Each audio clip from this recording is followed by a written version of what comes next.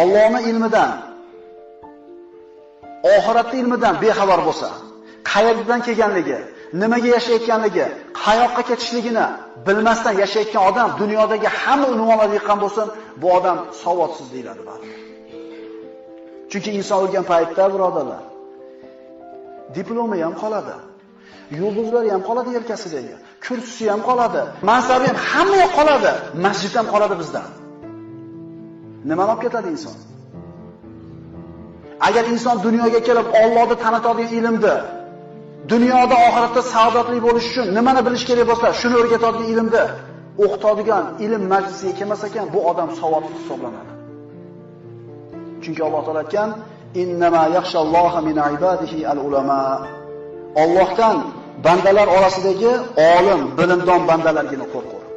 Ma'ruza eshitmasangiz, oyat hadisdan xabardor bo'lmasangiz, hayodan qo'rqasiz.